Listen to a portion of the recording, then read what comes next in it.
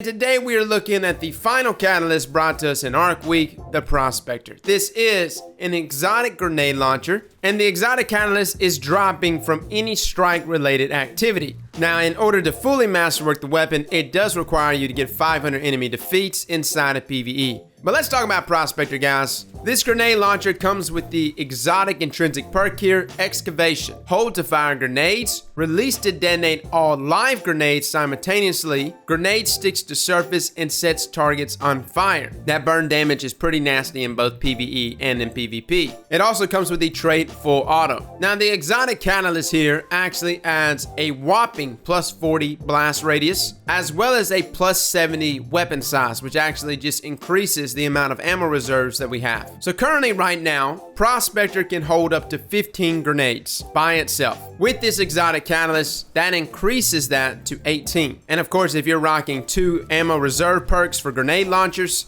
you can hold up to 22 rounds for your Prospector, which is extremely nasty, considering how fast it takes to empty all 22 rounds of your Prospector. Without a doubt, this is one of the best, if not the best DPS weapon in the game. The biggest constraint being continuous DPS, considering that you normally run out of ammo. So adding an extra 3 rounds may not seem like a lot, but for a fire team of 6, all rocking this exotic catalyst can really add a lot more there in damage and allow you to gun through some raid bosses very fast. I wish I had a more devoted PvE team to actually test all this stuff with, but considering how fast you see us killing Greg and other things like public event bosses, Prospector is absolutely disgusting, and this catalyst only makes it better. Part of me did want the ammo reserves to be increased more than just by 3 grenades, but considering how nasty this weapon already is, I think this was Bungie's way of making sure this weapon didn't get out of hand and totally dwarfing other weapons in DPS. With that being said though, let's talk about that plus 40 blast radius. Now, we don't really talk about the blast radius because that plus 40 doesn't really matter if you're looking at a single target in front of you and you're just sitting there directly hitting them. Another consideration that we gave though was, what if blast radius actually affected the detonation radius when planting grenades on the ground? When you actually throw the grenades on the ground,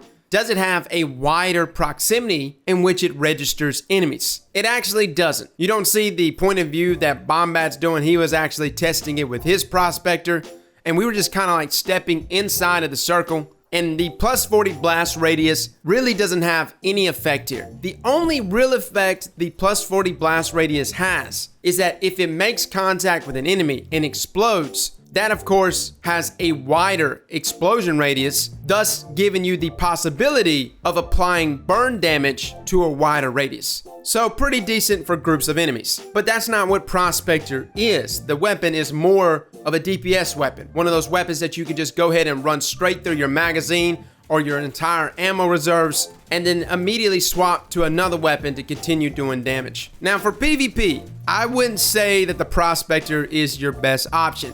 I used to love Prospector in like year 1 of Destiny 2, but on console, I think it's pretty difficult to land direct hits. And for PC, it's not bad, but again, there's so many nasty exotics on PC for Crucible that you would have to give up an exotic slot just for Prospector. So the trade-off is just not there. Where it does shine though, and where I really enjoyed it, was killing supers with Prospector, especially something like Spectral Blades or even a Striker Titan that's coming through a corridor. Planting Prospector grenades on the ground and letting them all hit him as he runs in absolutely lights up supers. On the other side of things, planting Prospector grenades around like power or something to just do some zone control, maybe you're playing an objective game type, it's not a bad option as well. The only issue is that number 1, it only lasts for like 10 seconds. And number 2, if you're really going for a zone control weapon, Anarchy probably be a better choice than something like Prospector if you're wanting to stick with grenade launchers. At the end of the day, there's many other power weapons inside of PvP that can do what Prospector does and do it way better